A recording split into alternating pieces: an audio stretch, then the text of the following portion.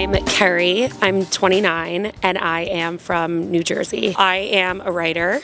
I'm a journalist, and I do a lot of celebrity, lifestyle, and wellness content. And I am in a relationship for 2 years. In your opinion, what's more important for a healthy relationship? Communication, funny we were just talking about that, or compromise, and why? I think communication is more important. Compromise happens, and obviously it's like a thing that you have to deal with and something that needs to happen in a relationship. But I also think compromise is only made through communication. Took the words out of my mouth. Yeah, so like sometimes you just realize you're not on the same page about something, or you just like have different ideas of how something should go, or I don't know, you obviously have different past experiences and things like that. So yeah, you might be compromising on certain things, but like that's a huge conversation to be had, and that's what it's all about ultimately. What's the most important quality you look for in a partner, and why does it matter so much to you? I think the most important thing is support for each other. Like that, I'm a very driven person and my boyfriend's a very driven person. And I remember before I found him, my therapist and I were having a conversation, and I just was not finding people that I like could even see myself dating, but like see a life with and anything like that. And my therapist said, you are a very passionate person. You have passions in your life. Like you do things. Which is very special because a lot of people probably don't. Exactly. It's like, I was like, I can go and talk about my job, but I don't think people are understanding, like, you know, writing about these things is something I'm passionate about. Doing little side projects, something I'm passionate about. So she was like, you need to find somebody who is passionate. Right. And that's the main thing I think about him, is that he is passionate about his work, his friends, his family, his people, and I'm very passionate, and so we jive.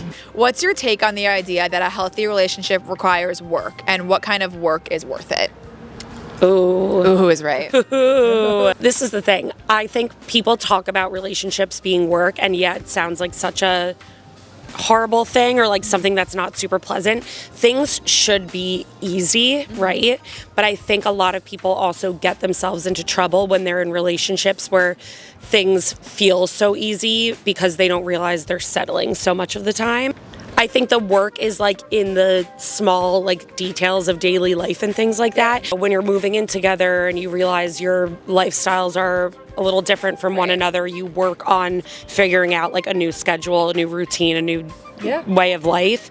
I think it also goes back to our conversation around like communication and compromise. Like it takes work to be with someone. You might not always have the same values or the same schedule or same passions even. So it's, you know, figuring out that, you know, balance between how could you make the relationship work while you're not the same person. Yes. You communicate things in different ways too. So you have to work on getting to the bottom of things. Like we are saying the same thing, or we're like getting at the same value, but we're just saying it in different ways. Right. And so you work on like understanding the person. It's kind of like speaking a different language. Seriously. Yeah. What is your view on taking a break in a relationship? Can it really help, or is it just a step towards breaking up? People have so many opinions on this. I think I do too, actually. Because I think, honestly, it's so individual. My rule of thumb would be like, breaks don't work. But I think that we see exceptions where they do. Yeah. And so that just proves that for some people, it is the way. Like, people really do need time to just sort through something, or, you know, work on themselves privately. Yeah. But it's definitely like, it's a gray line and a gray area, and it's very hard to navigate, I can imagine. I don't know if I would ever like be down for a break and then getting back together with somebody. I said be down, and then I'm like, I don't know. I think also sometimes it's good to take time apart if you need it to learn that you're really missing the person. Yes. But I agree with you in the sense where it's like definitely a gray line. Like I don't think it's a great sign, but I don't think it shouldn't be an option. Yes. And I also think for me, I think it's the way that I see it is it makes a lot more sense when you're younger, because I think the reason you take breaks is to figure yourself out. Yeah. And I feel like now I'm 29, a lot of myself and a lot of our friends, like we know more about ourselves. Yeah. So there's not much reason for that. Like if you're not working well with this person, you probably don't work well together. But when you're younger, it's like you don't even know who you are. So like, yeah, you need to take a little break, figure it out, and then like get to the serious stuff like when you're ready for it. What's one habit or routine you think all couples should have to keep their relationship strong and healthy?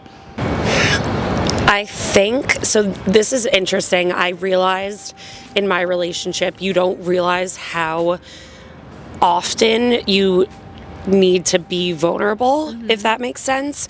Like, I remember when we first started dating, and then when you just like take the step to even be official, it's like that feels like, you know, a big thing, and there's a lot of vulnerability in conversations, and you have to open up about your feelings and whatnot. And after doing that, I'm like, all right, we did it. Like, now I have a boyfriend and whatever. You still have to do that all the time. I don't see you as someone though who has a hard time vocalizing her feelings. Exactly. To be honest, I'm not. I think I probably do it too much, and my boyfriend's like, same. We should go to "Can we lunch. just watch the movie." Like, shut up. Wait, we need to hang out. Yes. But I think, yeah, it's like not just like, oh, we're dating and now like the rest is whatever. People still, you know, they could be dating for years and not have any conversations about like engagement and family and all of those things. And like, there's more walls to break down for each of those conversations. So I think just getting into a habit or routine of like doing those check-ins or like at least creating the space for those conversations. Yeah. I think it's not have like a monthly or like quarterly check-in, but just like making sure you're finding the time every once in a while to be like, we're good. Are we still on the same page? Are we still on the same path? I think that's so important down the line. We're all staying back to communication, honestly. Just talk. We love talking. You can tell.